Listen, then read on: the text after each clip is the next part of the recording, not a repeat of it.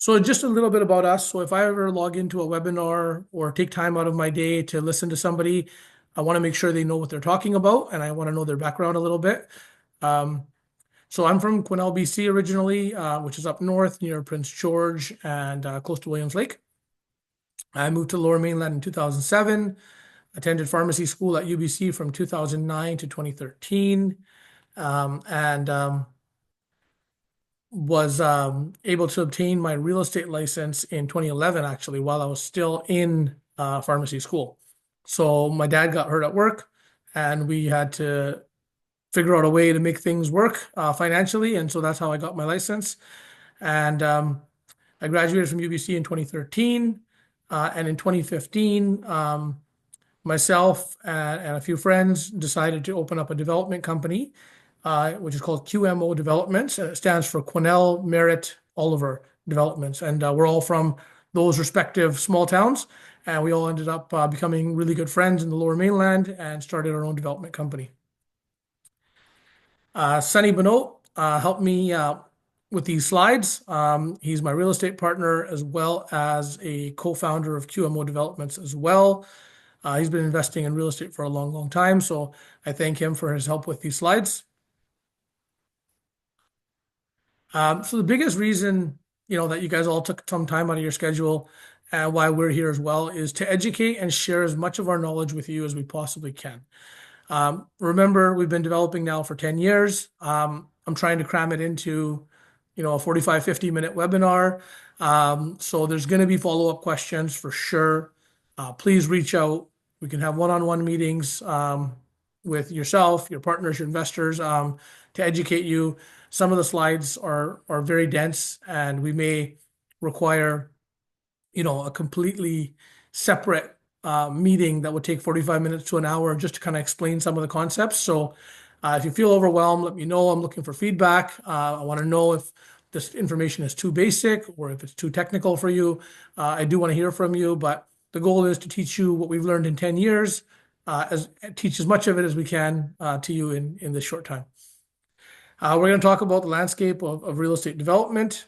We're going to talk about some basic terms and processes for developing in the Lower Mainland, specifically with small-scale multi-unit housing, which is Bill 44, which is the provincial government announcement about a year and a half ago, mandating that more density be allowed on single-family properties.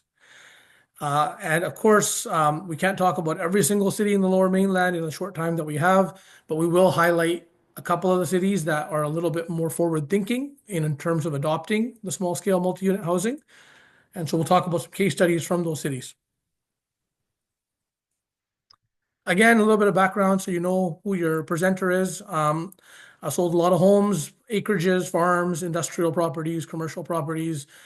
Why I created the Summit Real Estate team was to serve more clients because some of the detailed due diligence that goes into the more complex properties or development properties requires skilled agents and advisors. And to be honest, our client book was growing to the point where I couldn't alone service them. So we started growing a team of, like-minded realtors, and that's why we created the Summit Real Estate team. QMO Developments, as mentioned, was created in 2015. Our projects have always yielded strong outcomes, and I am going to share some of our past projects with you today, as well as current ones. So again, case studies, we'll look at those. We'll talk about timelines and some definitions, and then a few of the cities that are a little bit more favorable to develop in.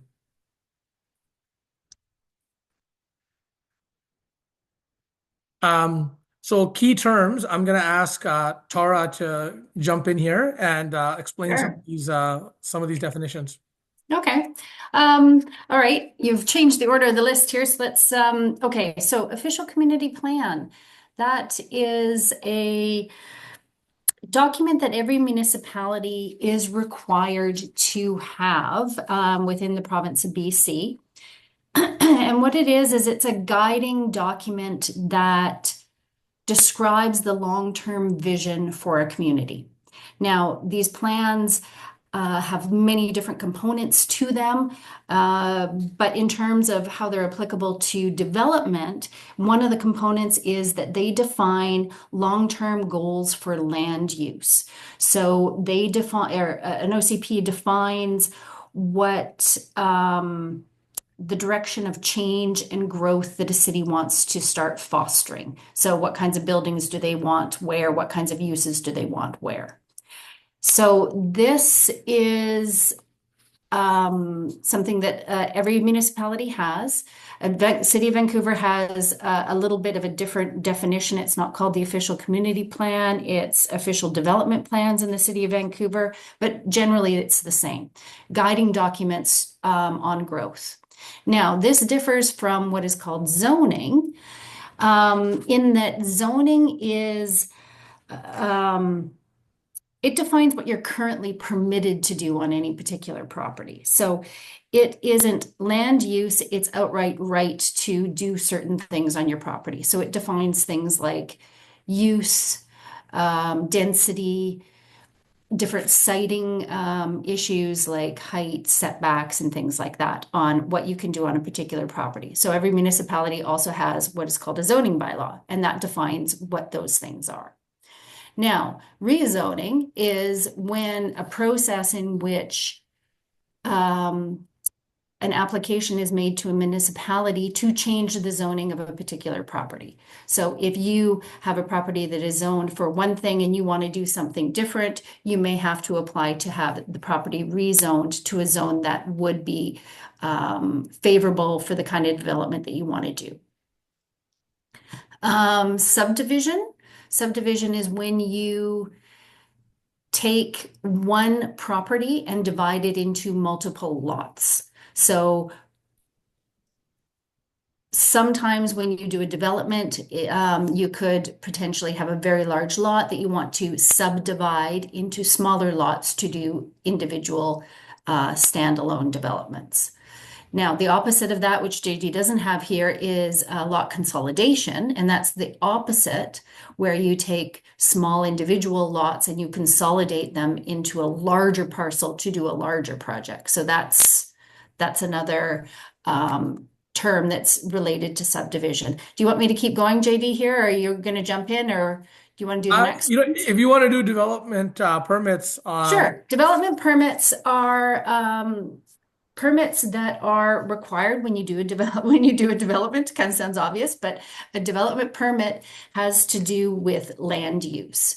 So oftentimes when you are doing small scale multi-unit projects, you have to get what is called a development permit. And that is a process and a submission involving the review by the municipality of what you're proposing to do. So it's, does this plan meet the aims of the OCP? Does it meet the land use designation? Does it meet, the big picture aims for the city? So that's what a development permit is. perfect. JD, do you want to? Yeah. Oh, Yeah. So for offsite and on-site servicing, before I get into that, one big thing that I'll often hear from clients is they'll say, "Oh, hey, JD, my property is zoned for a high rise." And I'm like, "Well, no, your lot is 50 feet by 120 feet. You have a 6,000 right. square foot lot. You are not zoned for a high rise. You are in the OCP as a high rise property." What that means is, when's the last time you've seen a high rise being built on such a small lot, right? And so what ends up happening is, you have to explain to the clients that maybe if you and six neighbors or you and three neighbors or a certain threshold, yes, hey, if you all teamed up, you guys could potentially build a high rise or sell to a developer who wants to do a high Right. rise. So that's very, very, very common misunderstanding is, hey, I've got this Yeah. city. They said my site is now going to be a school. What does that mean? Or my site's going to be a park, or it's going to be a high rise. So that's Yeah. a big one that we get. Zoning is Land use and zoning are related, but they are different. Absolutely. And um, that can be a lot of confusion there. So the next thing that again, and the reason why we're mentioning some of all these definitions is when you get an email back from a municipality and you're making an inquiry, they'll use a lot of these words and they'll expect, maybe a regular person to know them and you won't know them and you might feel like, hey, this is way over my head. And the whole idea is, it's like learning anything. You do got to learn these terms, you got to learn what they mean. But more importantly, if you have the right set of consultants, and that ranges, and I can give you a huge list of consultants that would be, involved in any particular project. But, it ranges from architects, civil engineers, environmental engineers, structural engineers, energy advisors, and the list goes on. So, you don't have to, it's not rocket science. It is a learning curve for sure, but don't get um, intimidated by seeing words like these and being like, I don't know what I'm doing. I'm in over my head. That's why you need a good team around you, especially if you have a good real estate team as well with you. They can kind of guide you and say, hey, this is who's going to help you with this part of the project, and this is who's going to help you with this. So, but back to the list here. So, offsite and onsite servicing. So this mainly talks about your water connections, your storm connections. So basically, where does the rainwater go? And obviously in Vancouver, that's important. And where does the sanitary outflow go? So where's your showers and the toilets, where does that water go? Where does that waste go? So offsite means outside your property line. So oftentimes when you do a development, the city will require that you upgrade their own offsite services. So as part of the cost of development is that you do improve the city's infrastructure as you're adding density to the city. And then the on-site servicing is a lot less involved usually, and that's just the storm water and sanitary and water connections that happen inside the property line. The next three definitions, Tara, I think you're better at Sure, no problem. So a building permit is you can kind of see it as a continuation from a development permit process. So while the development permit process in a city is looking at the big picture of what you're trying to do, a building permit is something that you also have to apply for, and that is defining exactly what you're proposing to build. So development permits are permits that get issued to allow you to construct a very specific thing. So in order to do that, a whole slew of construction drawings get developed by your consultant team, your architect, your building designer, your structural engineer, the list goes on, like JD alluded to, gets submitted, and it shows it shows what you're proposing to build, but it also illustrates compliance with the BC Building Code, which is the building code standard that all buildings constructed in the province, except for in the city of Vancouver, must adhere to. So the BC Building Code, or sometimes you'll hear it referred to as BCBC by some people as well, is the standard of construction for all buildings built in the province. Now, the city of Vancouver is a little bit different. It has its own building code, and it's called the Vancouver Building Bylaw. They are very, very similar, but there are differences between the two. So again, it depends on what municipality you are in, what code or bylaw you have to adhere to with your construction. Perfect. The next one is underground utilities. So just something to understand is that these days, Rogers or formerly Shaw, TELUS, BC Hydro, they're trying to run their lines and their wiring underground. So less overhead and more underground. So it's just another idea to understand and appreciate that when you do your development, there's an underground utilities component and separate coordination that needs to happen. And usually that's done by electrical engineer as well as a civil engineer. GIS maps, I'm going to show you an example. So sit tight on that one. And then same thing with title search charges. I am going to switch to a different screen shortly and show you an example of what that looks like. And it'll highlight things like easements and rights of ways and building schemes, which have recently been in the news because a lot of developers are looking at properties or have even bought properties or written offers on properties where there's like a building scheme on there from in the 1970s that's no longer applicable, but it's not that simple to get that building scheme taken off the title, and it does impact what you can and can't do. So there are other factors outside of zoning alone that could change if a property is developable. So we'll talk about that.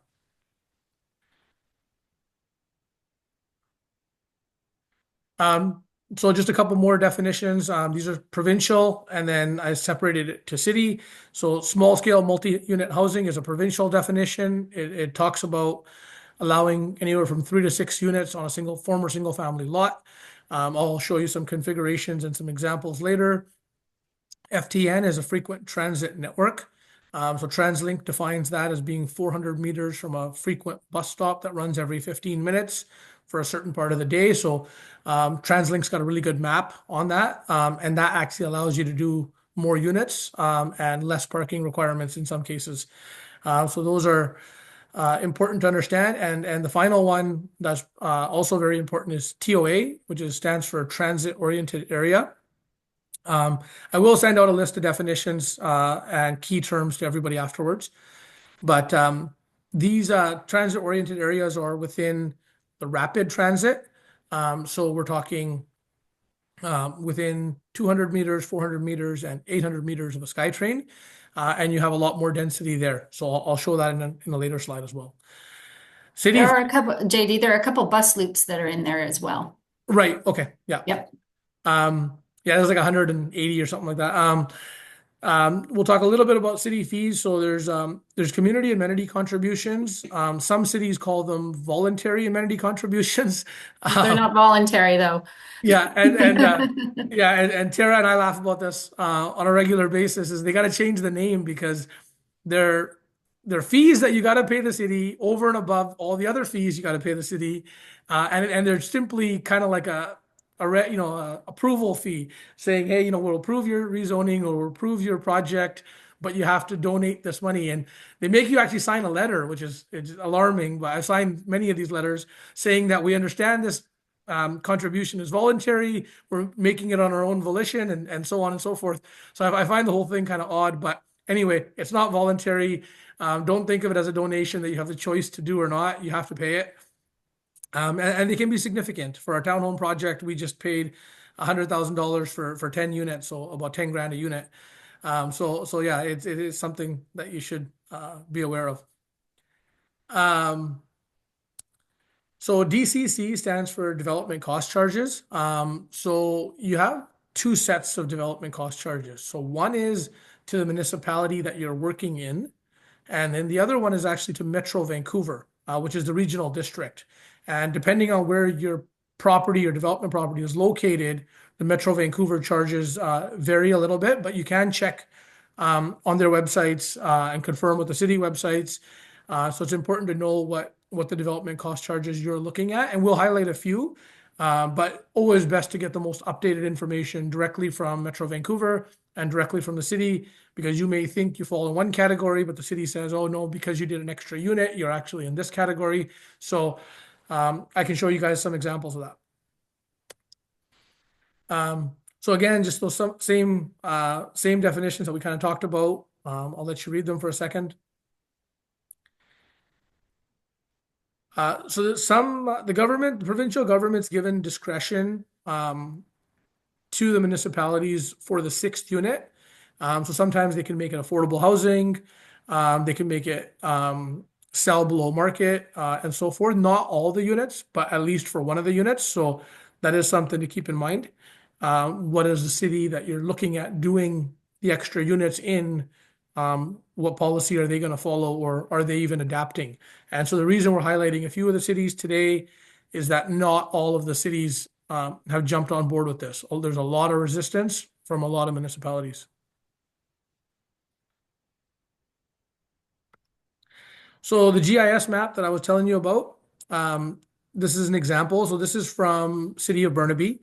I would say it's about middle of the pack. I've seen some really good GIS systems. I think they stand for Global Information System or Geosource Information System, something like that. And it basically tells you a lot. You can find details about servicing connections, how old the services are, where are they located, are they at the front of the property, are they at the back? You can find information about the zoning, the official community plan, like we've spoken about. So now when you come to this map, having heard some of the definitions we've mentioned, some of this map and the layers associated with the map might make a little bit more sense. With that said, there's a lot of information. Sometimes you still do have to call the city or email the city or go there, but this is always a good place to start. And usually, if there's a deal breaker, you can usually find it on the GIS map. Sorry, I'm going to interject here. So just to clarify, every municipality, if you go onto their website, it's usually under development or building or something. They will have a link to their own mapping system, and that's what these maps are.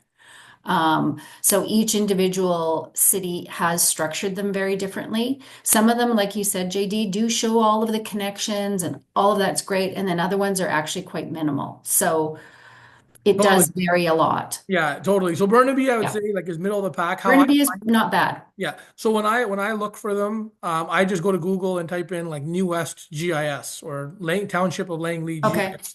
So that it'll usually take you to the right page. Yeah. And so again, I found the most helpful probably is actually Surrey's is the most detailed.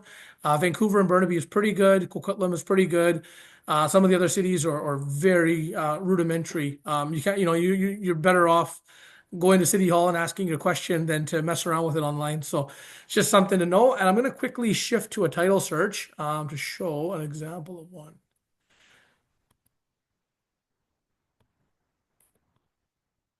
So this is a property. Do you guys see the title search? Yeah, okay, good. So this is a property I sold a few years ago. Um, and as you can see, it's got a statutory right of way from BC Gas. So we inquired about it, and we have a lawyer on retainer that pulls these charges for us and gives us a legal explanation, which is very, very important before you pursue a property. Um, and BC Gas obviously became Terracin and then Fortis, but and then there was all these other little charges where these utilities, instead of registering their charges as rights of ways or easements, they actually registered them as mortgages. So initially we were like, what is going on? And we did our homework. It was just an old thing. All these mortgage charges actually don't mean anything. But the charges that do mean something are further down. And so I mentioned covenants or rights of way or easements. So this is covenants can be negative in nature most often. It says it's in favor of the city of Surrey. So that's who registered the charge. They registered it in 1994, probably around the time the home was being built. Inter alia means that it applies to more than one property. It probably applies to several in the same subdivision. So there's quite a bit of information that you can actually extract from here. And the registration number allows you to pull a separate document. So each of these charges is probably like a 20, 30, 40 page document in a lot of cases. And then you would look into that. But the biggest one from a multiplex builder standpoint would be, what is the statutory building scheme? And again, it's inter alia, which means it applies to many, many properties. And does that impact development, or is that, basically, should that come off title? And if it should come off title, how easy is it to get it off title? So those are the investigations that you would make before making any purchase final. Do you want to explain what a statutory building scheme is, JD? Yeah, so usually like for example, like the statutory building schemes that I've seen, especially like in 1980s and 1990s, Yeah. is usually it'll say, hey, it's only one family dwelling permitted. Yeah. You can't have basement suites. So usually, and the form and character of the look, they might even distinguish, oh, you need this type of exterior look. Or you need shingles on the roof or whatever, Yeah, right? shingles on the Yeah. roof, or these Yeah. are the accepted materials that are allowed on the facade. So they wanted to have neighborhoods look a certain way. And it's usually when a builder was building like, 20, 30 Exactly. homes on a street, that they were kind of put in. But they become obsolete and they need to get out of the way if you want to develop, but it's not that easy. There's been cases where people have had to walk away from properties Yeah. and not move forward on development because it's not as simple. You need to go and get in a case that was in the news in Burnaby, in order for a land title office, which is located in New West, to accept that this would need to come off the title, they wanted every single person Yeah. who was affected by this to sign off. So you would have to go Yeah. and That is normal. Yeah. So it is not as simple as, And hey, a lot of people don't want their neighbor to develop something. So if you happen to have a statutory building scheme, it can be a make or break to a project potentially. but again, something that you can find out really easily, Absolutely. and It's just in due diligence, right? yeah, Yeah. we can find out before you even spend, So some of the too much old time into it. statutory building schemes did also have built-in expiry dates in them too. So just because it is registered on title doesn't necessarily mean that it actually is something that may impede what you want to do. It just means that you have to check out and find out what it is. Yeah, I'm actually gonna, that Burnaby example, it actually had that expiry date built in, but Okay. I think they still said they wanted all the signatures. Oh, So really? yeah, Interesting. yeah, Okay. I'll look at it and see. I'll get an update because I remember that property was still listed. Anyway, I'll move on. But if you guys have any questions about title searches, like anything else, just reach out after.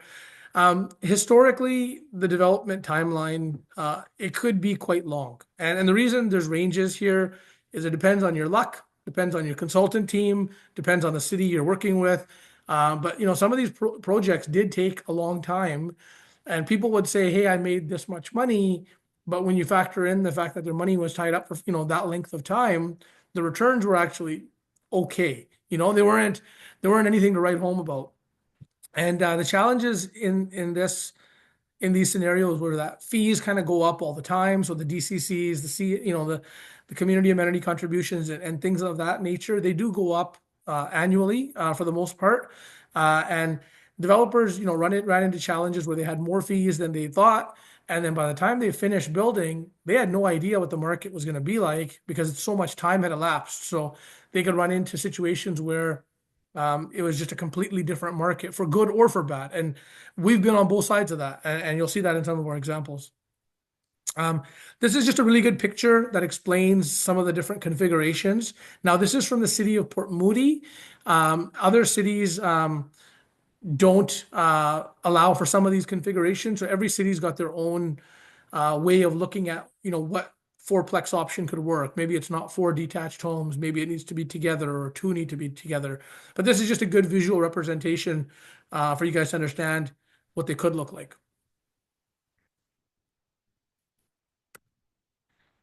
I'm gonna ask Tara to give definitions for floor space Sure. ratio or lot coverage. Sure. So a floor space ratio, or it's sometimes referred to as floor area ratio in some municipalities, and it's just simply the ratio of the floor area of the building to the total area of a site. So if you are permitted to have an FSR of zero point 0.5 on a 5,000 square foot lot, that means that you can have a floor area of 2,500 square feet. Simple as that. Lot coverage is again a simple percentage in that it is the um, footprint of a building on a lot. So again, if you had a lot that is 5,000 square feet and you have a lot coverage of 0.5, you are allowed to cover that lot with a footprint of a building which is 2,500 square feet. Simple as that. Yeah, perfect. And that kind of those two numbers or those two definitions are really important when figuring out what you can build on a property. Mhm. So I'll show you an example. So in Yeah. Vancouver, Yeah, and as I said, floor space ratio is simple as that, but it isn't actually as simple as that because how that is calculated is different depending on the municipality that you're in because sometimes they have exemptions of things that you don't have to include and things like that. So, um, well, on the surface, it's a very straightforward calculation. In reality, you do have to dig into the nuts and bolts of how that is actually calculated in your zoning bylaw. yeah, exactly. So sometimes they'll include, like what Tara was saying, is sometimes they'll include your covered decks if they're above a certain amount of covered decks, or you got a couple of covered decks included and a couple not. Some will say your garage is included, some say your garage is excluded. Exactly. And so those are other factors. Um, So in Vancouver, for example, you get an FSR of 0.7 for a duplex. And if you go up to a multiplex, which is 3 units or more, they actually give you an FSR of 1. So on a standard Vancouver lot, which is known as 33 by 122, which means 33 feet wide or frontage and 122 feet deep or depth, with a back lane, you're able to actually get 30% more FSR. So if you're gonna, the difference is in a situation like that is timelines. So we're doing a triplex right now in the Trout Lake area. Had we done a duplex, we probably would have been about 4 months to have a building permit. With the triplex, it necessitated a development permit process. And they were saying it was going to be faster. And this is a very, very important lesson. And we never ever believe what we hear from other people, but we do take it with a grain of salt.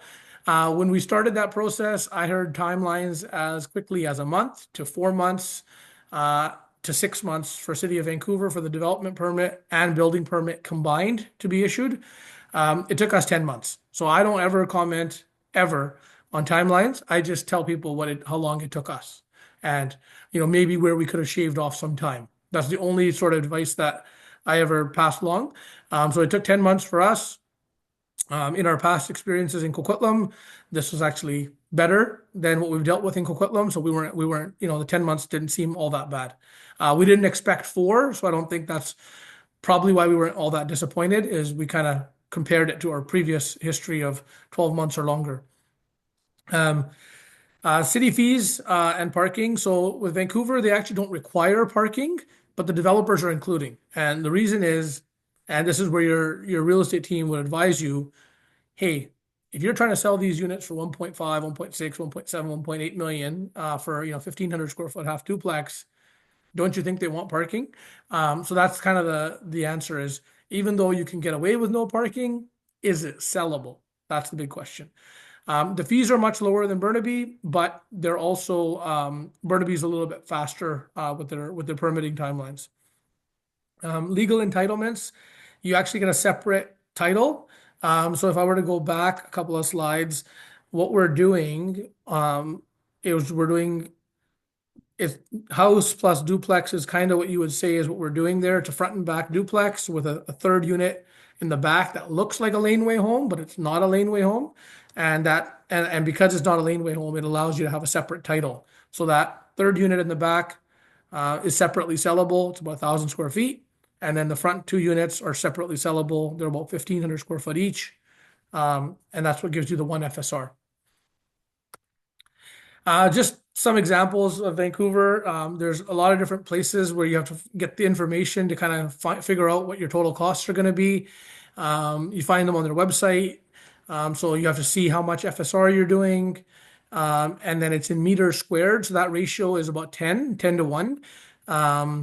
So 10 square feet is almost 1 meter squared. You can do the calculation on Google and see how much it would impact you. So that's one cost. And here's another cost, and same thing. And then there's a bonus density. So 0.7, as I mentioned earlier, was for duplexes. To go up to 1 FSR is when you go from duplex to multiplex. And so they have a density bonus contribution. So for that extra 30% FSR, what are you paying?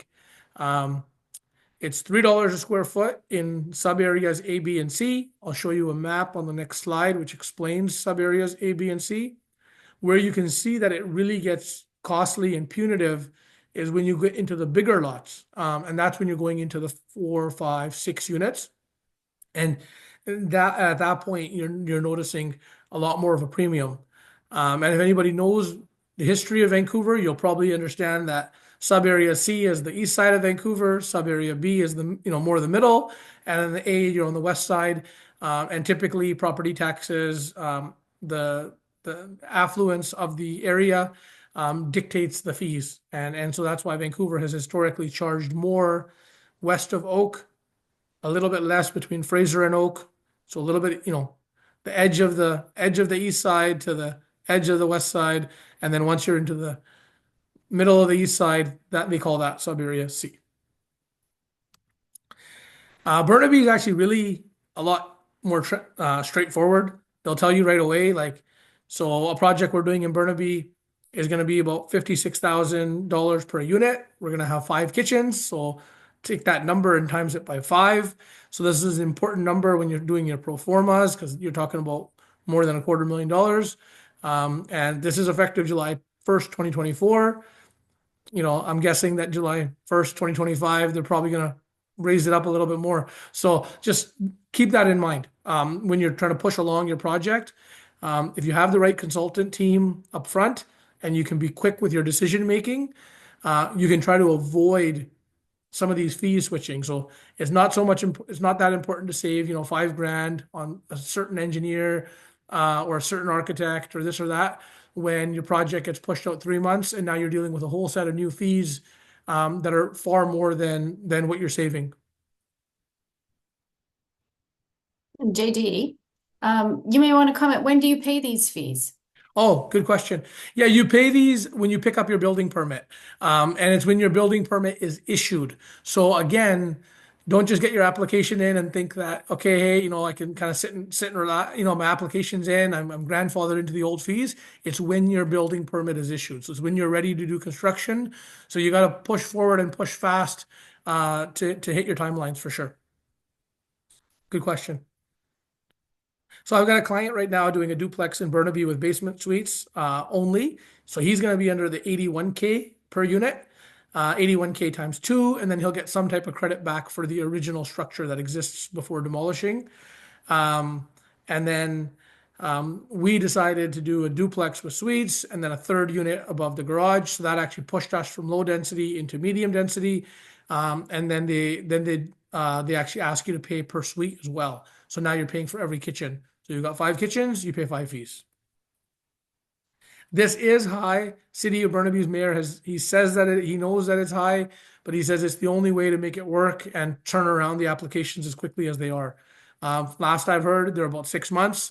Again, don't quote me because we're about to submit probably in the next week or so for our project that I'll show you later, and we'll have a better idea what those timelines look. And one thing I forgot to mention at the start of this webinar is that we're going to have different webinars on different topics related to real estate, but our goal is to have a development related topic every 3 months. And so we'll always be trying to give updates if the feedback is that you guys want updates for where these projects are going. Again, remember the Metro Vancouver DCCs are on top. This is just for water. Remember, there's storm, sanitary, TransLink DCC, and as of January 1st, 2025, Parkland Acquisition DCC. I know this all sounds potentially overwhelming, but to be honest, and I'll explain this in a different webinar, if you think about what you're doing here compared to what you're doing if you're just buying like a pre-sale or like an investment rental property, even though there's all these costs attached to it, they're all financeable from the right lenders, and the margins still make sense. So even with all this, the numbers still work. Otherwise, developers wouldn't be developing. So they are still doing it, but yes, it is complicated. It is a messy process. You do need the right team around you. I got this abbreviated checklist from a good friend of mine, Bill Laidler, who's doing a lot of excellent work with multiplex developments. And he kind of looks at, same thing, building scheme or covenants on title, kind of like what we talked about. Are certain things excluded by the province? So, and then of course, so once you look for the deal breakers and you make sure that, okay, it is in fact developable property, the next step is, before you talk to city or anybody, is say, hey, what can these things even sell for, right? And what can I comfortably predict? And if the numbers work, that, hey, I think I can sell these for a certain amount and I can build it for a certain amount, then you kind of go a little bit deeper with your due diligence. I have a 100-point checklist that I use to make sure that we don't miss anything. But this is a really, really good starting point. And lot dimensions are often something that will be a deal breaker right from the start. So you want to know how wide it is. That's what frontage means. And you also want to know how deep it is. And if it's a corner lot, depending on the city, it can be quite favorable. So all these things play a factor. And this is again why you don't have to know it, but you just have to have the right team around you, and you'll pick up on it for sure. This is an example of what a zoning bylaw looks like. Burnaby's is very easy to understand. So this is the Burnaby zone. Explains, as you can see on the right-hand side, units, floors, lot coverage, so on. Building separation is the distance between a back unit and the front units. So there has to be a certain distance for fire separation. And so again, this is super simple to read and understand. Vancouver's is like 10 pages per zone. It's I extremely was just going to complicated. say, like this is unusually simplified, excuse me. A lot of them are a lot more complicated than this one. Yeah. So personally, as you can probably already kind of tell from the way I'm speaking about the different cities, we're kind of doing Vancouver as an experiment because we know Vancouver is always desirable. If you wonder why we picked a Vancouver project, but we're doing Burnaby because we believe in the end product a little bit more, and you'll see why we believe in the end product a bit more. But so those are the two cities, even I would say that are quite above even Coquitlam, that are probably the most development favorable, and we like Burnaby even a little bit more than Vancouver so far.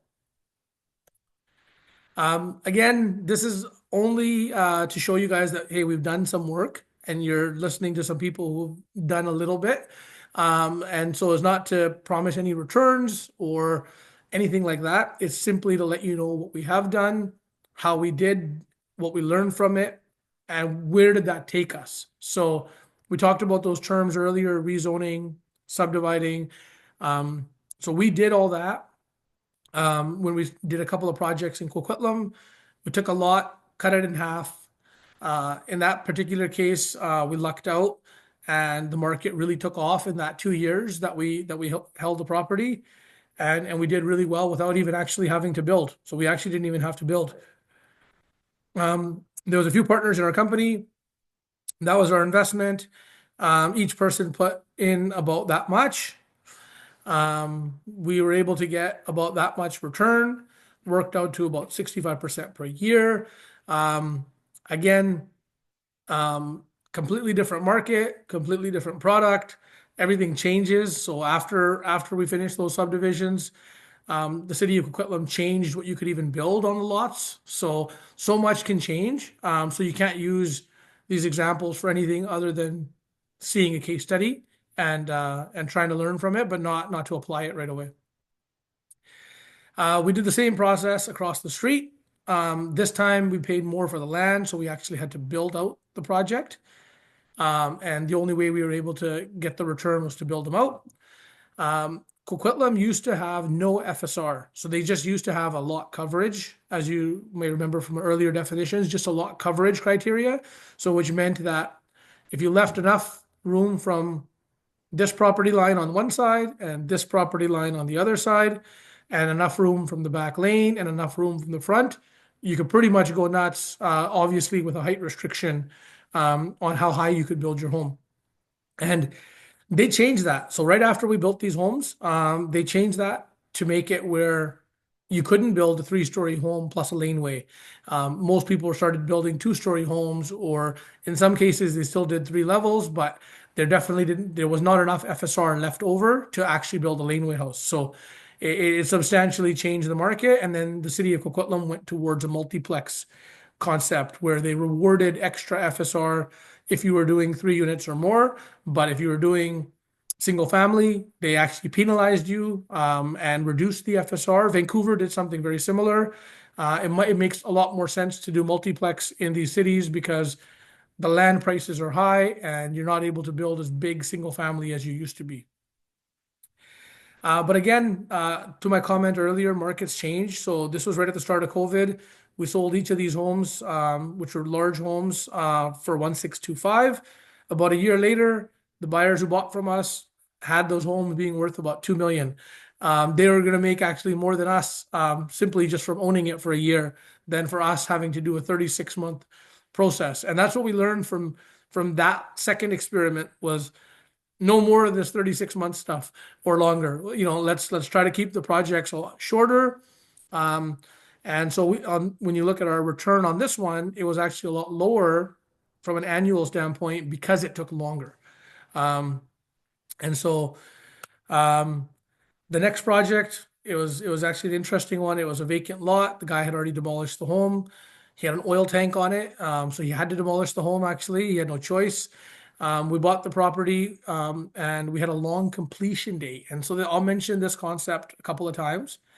If you're looking at buying a property as a developer, from the time you write your offer to the time you get a set of keys or you get title to the property, that length of time, if you can spread it out, it's worth paying extra money for because you can really simplify your financing process and your city process by doing a lot of the work before you even become the owner. So this property was a really good one because we got a 46% annual return. We only owned it for 6 months. And um, even the guys who bought the lots from us, they did really well on the build as well. But we had another project that we were looking at already, and if you can kind of hit the numbers, our target usually is to hit a number of around 30 to 35% per year. If we can hit that number, we don't really sweat over the details. If there's another opportunity, we look to move forward. Um, I'm going to highlight a project from Century Sky Homes. The two principals are Sunny Pannu and Jag Chauhan. They're doing a triplex property in Coquitlam, and so this is just a little bit about their company. I'll leave that slide up for a second while I talk about them. But they're doing a 3-unit project in Coquitlam. They've got 0.75 FSR on their project, and that's what they allow for a triplex. The thing that's different about Coquitlam is they actually force you to have 2 parking spots per unit. So it really changes how your configurations are. They've come up with stock plans, and they say that it'll actually speed things along. We had prior experience with Coquitlam 3 different times, so we kind of knew that, okay, you got to take that with a grain of salt. So for Jag and Sunny, we were actually able to negotiate a 1-year completion. So what that means is from the day they wrote the offer to the day they became the owners was 1 year. They made a lot of progress with the city. But as you can see from my previous example, we got through that same process in Vancouver in 10 months. Well, unfortunately, Jag and Sunny, even with the 1-year head start, still had a big delay beyond that. And they'll still do a good timeline, but because they had the 1-year grace period, is why they'll still do a really good timeline. They've already started construction. The homes are going to be beautiful. There's a single family home adjacent to their 3-unit development. That's about 2,500 square feet, asking 2.3. We're going to be around the 2,000 square foot mark, if I'm not mistaken. And I think we're going to be very well suited to compete with that project, probably in the mid 1 millions. How much is 800 square feet worth? With a single family right next door to you. So I think they'll do quite well. But that's one nuance about Coquitlam that's important. So that project is going to be called Tribeca. It's already in construction, and they'll be starting in the mid 1 millions. And this is kind of the rendering of what it's going to look like.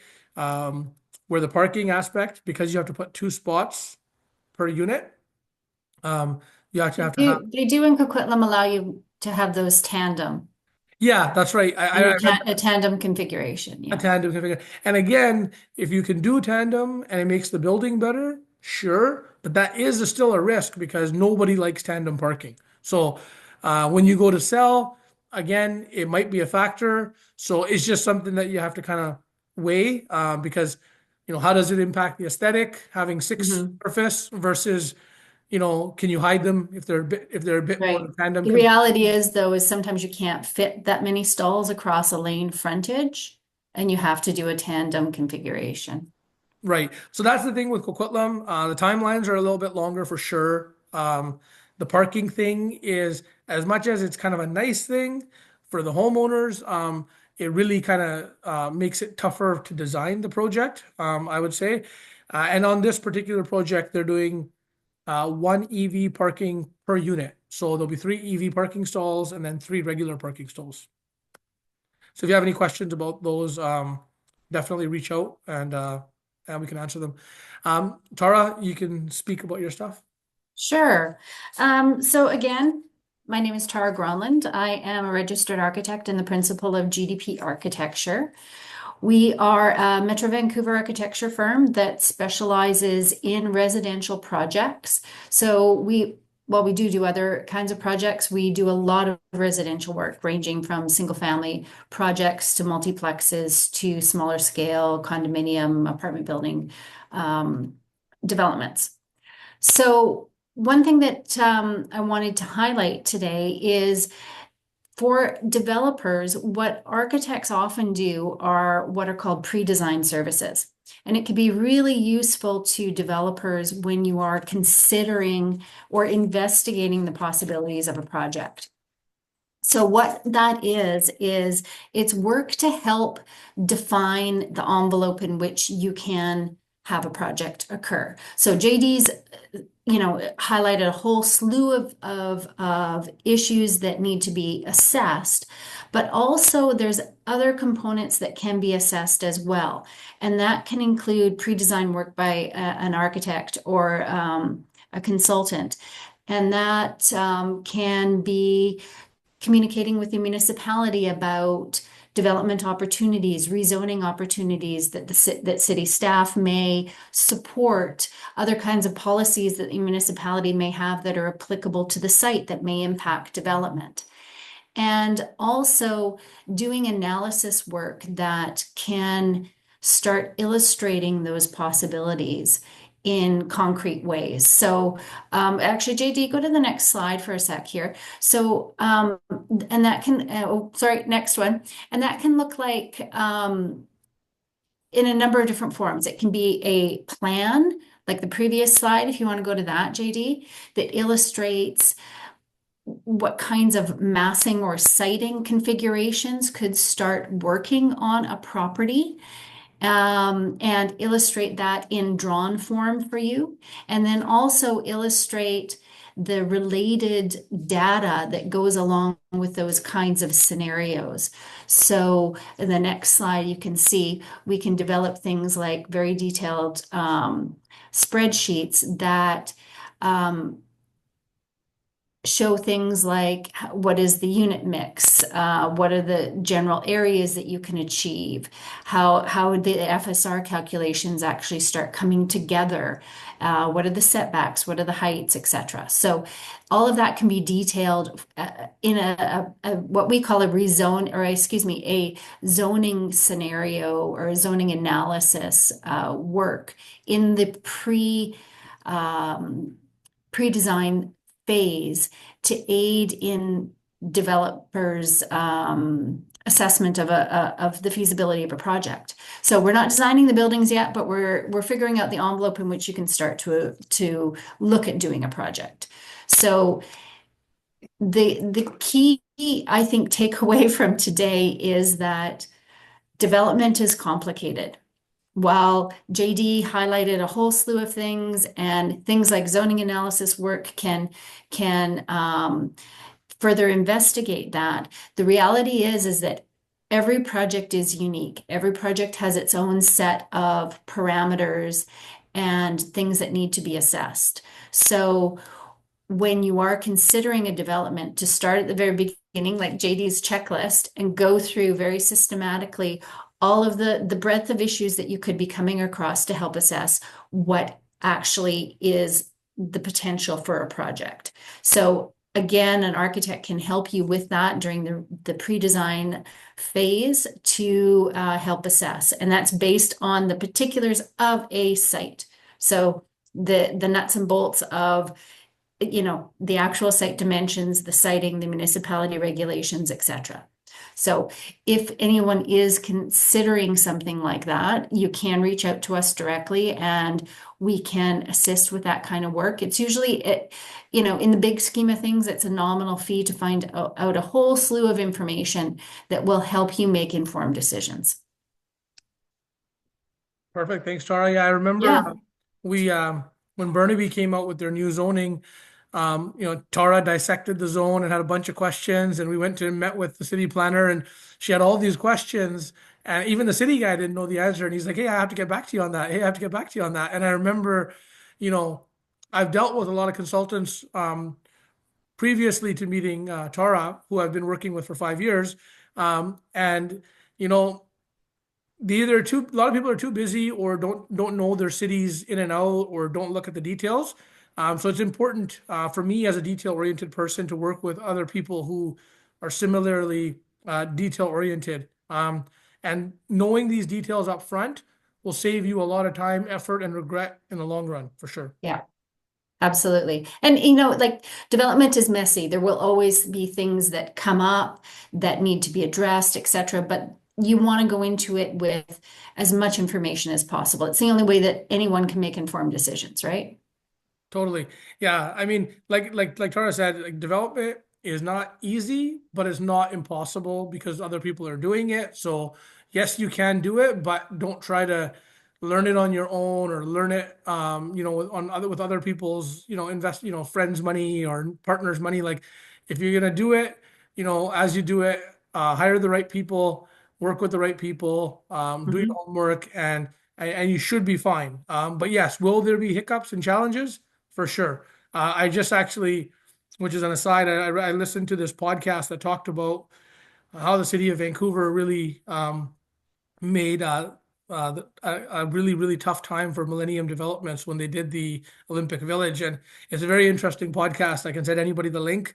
But I didn't know about a lot of those things that they dealt with when they did that project. And I just have to take my hat off to people like that who were able to overcome. But yeah, small scale. That's why we are doing small stuff, stuff that you can handle.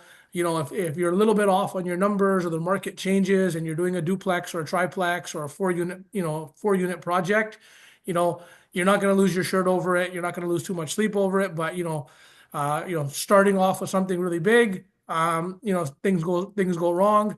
It's a lot different. So for sure, stay in your comfort zone, start small, and learn from projects that have about a 2 year, 2.5 year turnaround time. That's kind of the sweet spot.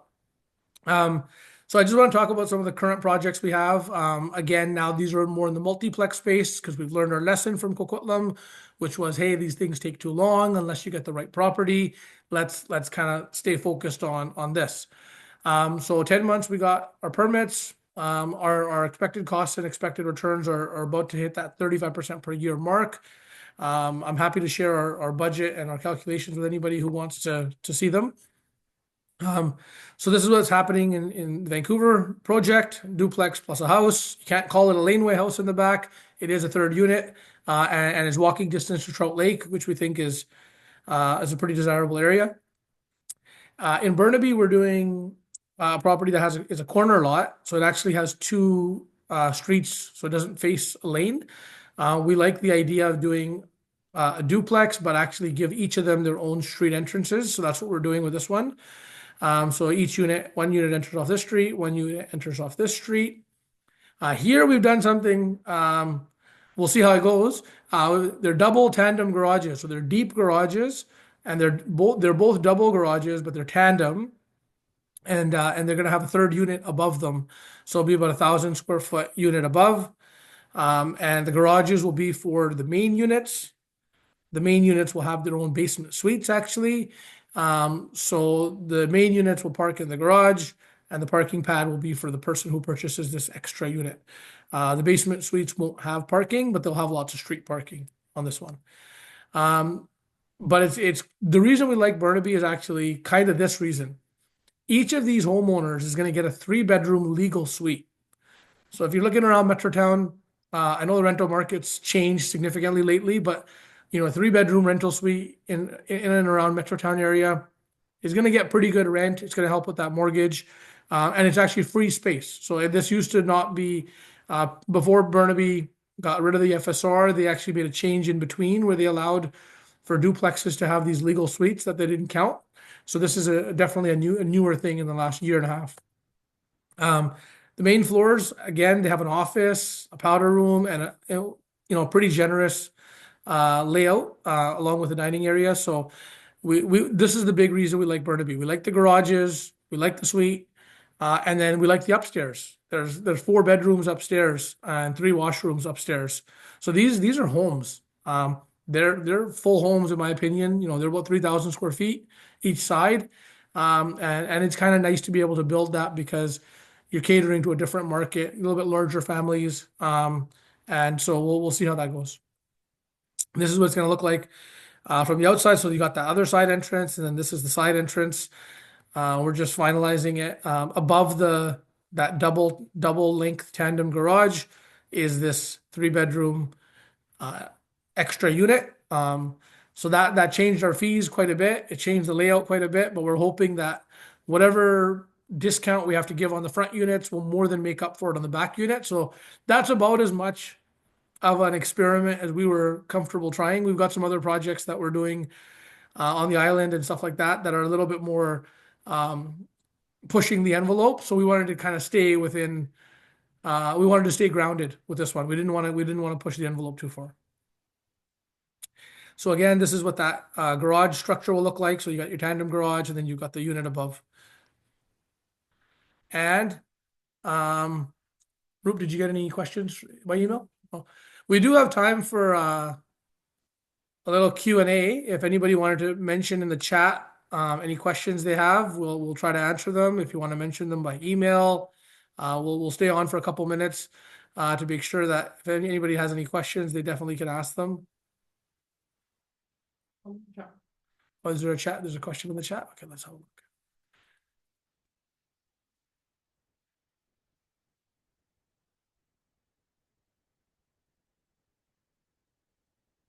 Okay, so there's a question. I won't say who asked, but there's a question asking, can you list the construction cost and other costs per square foot in Burnaby, Coquitlam, and Vancouver?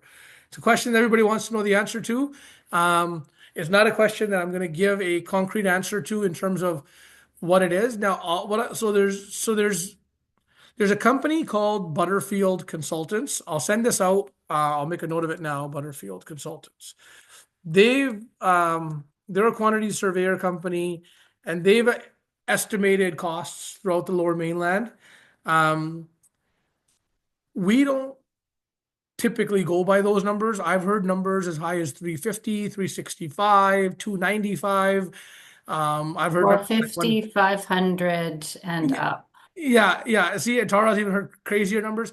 I can tell you when it comes to purely hard costs. It really depends. Yeah, so what I can say is from purely hard costs, and hard cost means your actual construction cost, right? So now we're not talking about your city fees and your builder fees and this and that. You're talking about just your cost of construction.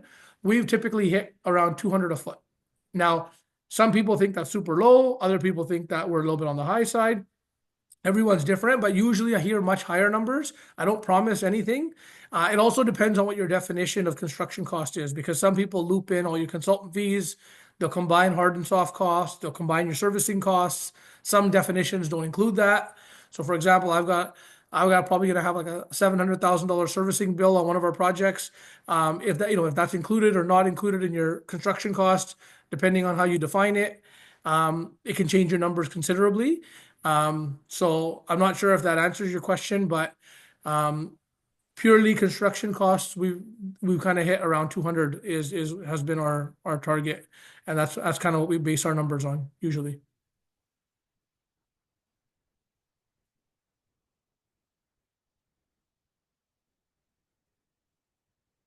All right. Any other questions?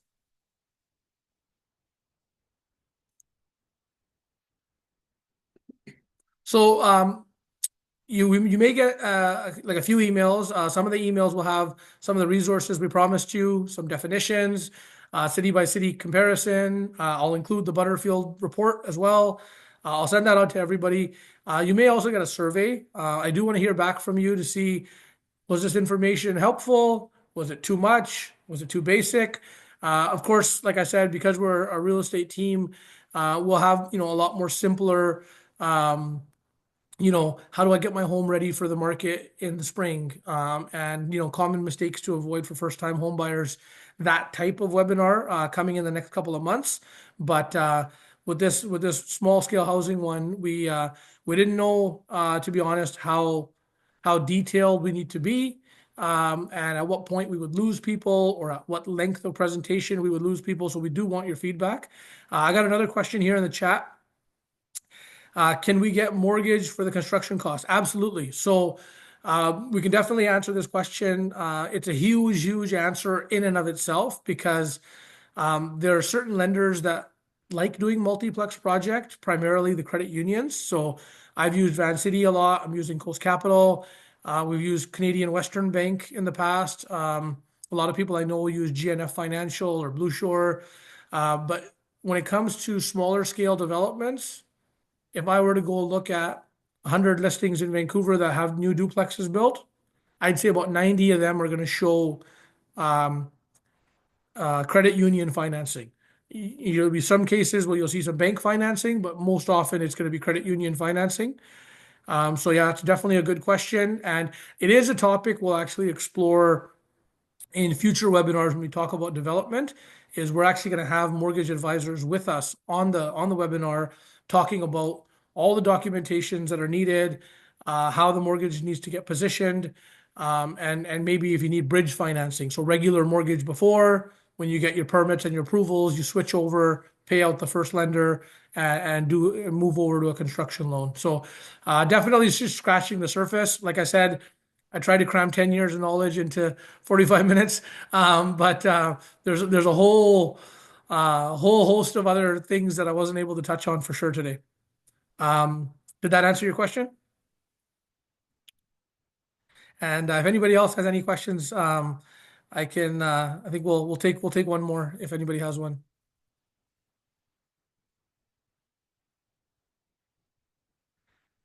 Okay. When is the next webinar? So what we're going to try to do is, and I'm going to get feedback from everybody if Fridays at noon is a good time. I mean, I debated between going, Friday at 6 p.m. Ideally, I didn't want to bug people during the middle of the week when there's family commitments and sports and stuff for kids and all that stuff. So I kind of toyed with the idea of, do we do this in an evening or a weekend? And then eventually I just came to the conclusion that, hey, you know what, you're going to miss people regardless. So let's try 12 o'clock on the last Friday of the month. And that's kind of how we came up with this date. If the response to the survey I get is people like this time, definitely I will keep it for the last Friday of the month at noon. And there will be replays as well. So if you guys want to see the webinar replay, let me know. Most likely we'll be posting it on our YouTube channel.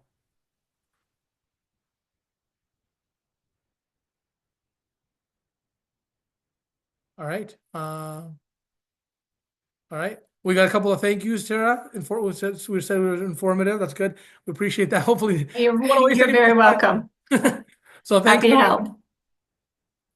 Yeah, and I'll post that information and I'll send it out along with once the video is posted about the YouTube channel, so everybody can see that. Perfect. Thanks everybody so much. Happy Friday. Thank you for having me. Thanks, Tara, for being here. No problem. I'll talk to you soon. Sorry, before I let you go, here's contact info. If you guys, anybody wants to take down some info. Again, I will send this out in the recap. The recap will come over the weekend. I do have a couple of meetings to attend, so most likely you'll see the recap over the weekend. And just some examples of future webinar topics that we're looking at doing.